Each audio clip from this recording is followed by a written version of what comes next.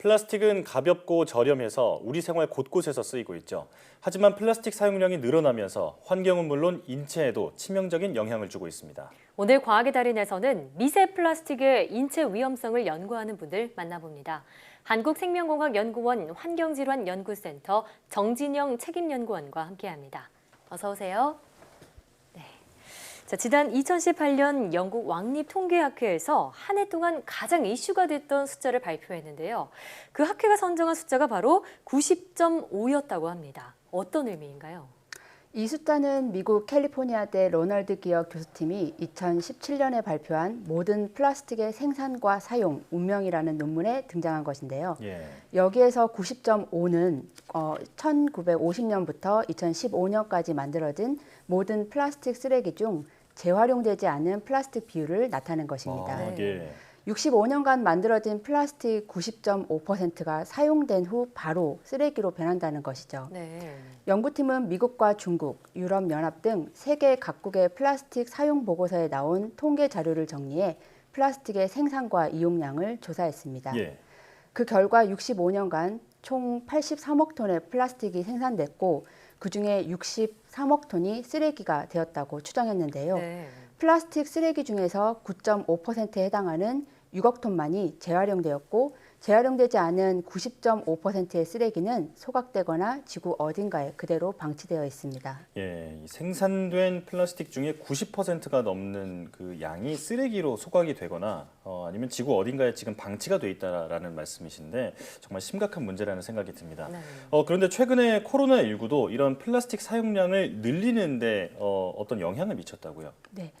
올해 1월에 발생한 코로나19가 장기적 유행이 되면서 사회적 거리두기로 인해 집에 있는 시간이 많아지고 배달 포장재와 일회용품 사용이 급격히 늘어났습니다. 플라스틱 폐기물이 총 쓰레기의 약 20% 이상을 차지하며 대부분 모든 지역에서 전년 대비 25%까지 증가했습니다. 또한 우리가 사용하는 코로나19 확산 방지를 위해 사용하는 마스크 역시 폴리프로필렌이라는 플라스틱 미세 섬유로 이루어졌는데요. 지난 7월 영국 BBC에 따르면 코로나19 대유행이 시작된 후 매달 전 세계에서 사용 후 버려지는 마스크가 1,290억 개에 달하고 있다고 합니다. 이런 플라스틱 쓰레기들은 매립과 투기로 인해 토양과 하천을 거쳐 바다로 이동하여 해양 생태계를 교란하고 먹이 사슬을 통해 결국 사람에게까지 영향을 미칠 수 있습니다. 그러니까 이런 플라스틱 폐기물로 해양 생물들도 고통을 받고 있다는 건데 어떤 대표적인 사례가 있을까요? 인도네시아 해안에서 향유굴의 사체가 발견되었는데요. 뱃속에서 플라스틱 컵 115개, 병 4개, 비닐봉지 25개, 실뭉치 슬리퍼 2개 등 총 6kg에 가까운 쓰레기가 나왔습니다. 또 해안으로 떠올라온 바다 거북을 해부해 보니 뱃속에 비닐봉투며 각종 플라스틱 쓰레기가 가득했는데요. 그 이유는 바다 거북의 먹이가 주로 해파리인데 비닐봉지가 해파리와 비슷해 먹이와 착각해서 먹게 된다고 합니다. 비닐봉지를 먹으면 소화가 되지 않아 영양결핍이 되거나 플라스틱에 의한 물리적 손상으로 죽을 수가 있죠. 바다 생물이 아니라도 플라스틱 폐기물로 피해를 보기도 하는데요.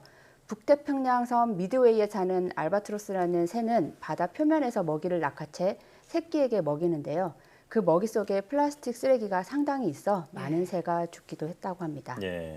영상을 통해서 직접 보니까 정말 이 미세 플라스틱이나 여러 가지 플라스틱들이 생명체에게 미치는 영향이 크다 이런 것들을 볼 수가 있었는데 그런데 문제는 이런 플라스틱들이 사라지지 않고 조금씩 잘게 부서져서 강이나 바다로 흘러 들어간다고 들었습니다.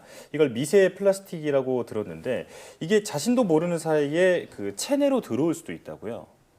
플라스틱 쓰레기가 환경에 노출되면 자외선이나 풍화에 의해 잘게 쪼개지고 그 크기가 5mm 이하로 작아지면 미세 플라스틱이라고 지칭하는데요.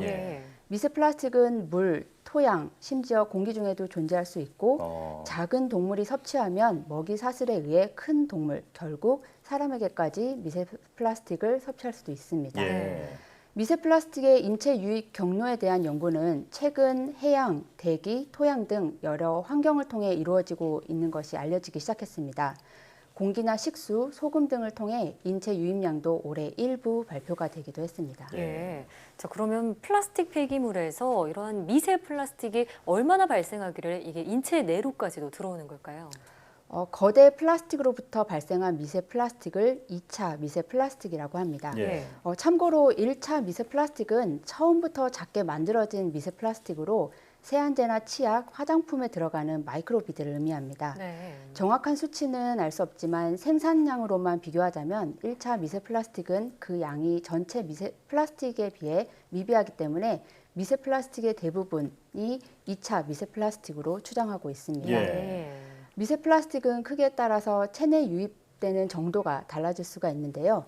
UN 식량농업기구 FAO 보고서에 따르면 포유류 체내에서는 150 마이크론 이상은 흡수되지 않습니다. 하지만 3 마이크론 이하가 되면 거의 모든 기관에 도달할 수 있으며 흡수율 또한 7%까지 높아지는데요. 네. 즉 크기가 작아질수록 흡수가 더 잘 될 수 있다는 것을 의미합니다. 예, 이 미세 플라스틱이 잘게 쪼개지면 쪼개질수록 인체의 어떤 흡수율도 높아진다 이렇게 말씀을 해주셨는데, 자 그런데 이 미세 플라스틱이 더 잘게 부서졌을 때 이걸 나노 플라스틱이라고 부르더라고요. 이게 현미경으로도 관찰이 어려울 정도로 작다고 들었는데 박사님께서는 이 나노 플라스틱이 생체에 미치는 영향에 대해서 그 조사를 하셨다고요. 앞서 언급했다시피 미세 플라스틱은 크기에 따라서 영향이 달라집니다. 네. 즉 비교적 크기가 큰 미세 플라스틱은 흡수가 되지 않는 대신 물리적인 영향을 미칠 수 있고 예. 크기가 작은 나노 플라스틱은 체내에 흡수되어 화학적인 영향을 미칠 수가 있습니다. 우선 독성 연구에 사람과 비슷한 기관을 가진 열대어인 제브라피쉬 베아를 이용해 실험을 했는데요. 네. 형광이 입혀진 나노 플라스틱이 제브라피쉬 배아 체내에 얼마나 흡수되는지 살펴봤더니 예. 망막과 손해, 척수, 근육 등 거의 모든 기관에 나노플라스틱이 축적된 것을 확인했습니다.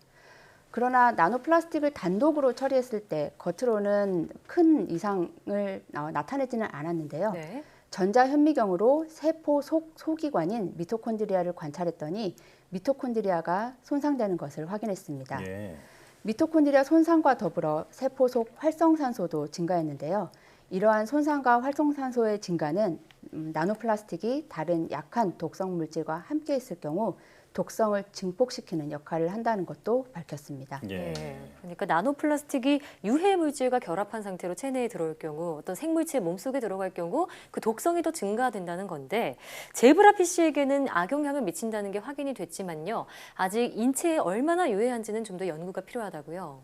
맞습니다. 이 연구는 나노플라스틱이 체내에 흡수와 영향을 미칠 수 있다는 아주 단편적인 연구로 얼마나 흡수되고 또한 어떤 영향이 미치는지 구체적으로 살펴보기 위해서는 미세 플라스틱이 크기별, 농도별, 형태별 그리고 함유 유해 물질과의 상호작용 등 많은 연구가 이루어져야 합니다. 예. 또한 인간과 같은 포유류를 대상으로 체내 장기별로 얼마나 축적되고 오래 남는지에 대한 연구도 필요하다고 생각합니다. 예. 우리 인체에도 심각한 영향을 미칠 수 있는 그 플라스틱 문제 조속히 해결하는 것이 환경이나 인류에게도 모두 좋을 것 같은데 그런데 도대체 이 플라스틱 폐기물 문제 어떻게 해결해야 할까요?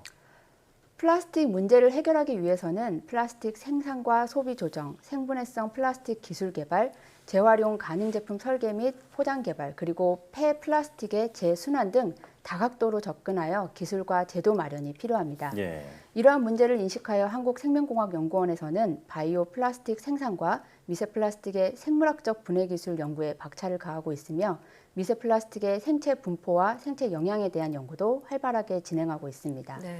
그뿐만 아니라 플라스틱 유래, 문제 해결, 다학제, 융합 클러스터를 운영하고 있는데요. 출연연간 교류를 통해 지식 공유는 물론 실질적 융합 연구 활성화를 위해 노력하는 네트워크라고 보시면 됩니다. 예. 일단 플라스틱이 인체에 미치는 이 유해성이 빨리 연구가 되고 그 결과가 밝혀져서 이 플라스틱 생산과 소비를 줄이는 좀 확실한 움직임이 나오기를 바라겠습니다. 자, 앞으로 연구원님의 계획도 한 말씀 들어볼게요. 네, 저는 미세 플라스틱이라는 물질이 생체 내에 얼마나 흡수되고 분포하며 생물학적으로 어떤 영향을 미치는지에 대한 연구를 통해 보다 명확하고 구체적인 정보를 제공하고자 합니다. 예. 또한 미세 플라스틱과 플라스틱 문제는 생분해 플라스틱 분해, 재활용, 재순환 등과 같은 여러 분야에 걸쳐 복합적인 문제인데요. 예. 그래서 다양한 분야의 전문가들의 협업을 통해 미세 플라스틱 문제를 해결하는 기술과 정책 마련에 기여하고자 합니다. 예. 네.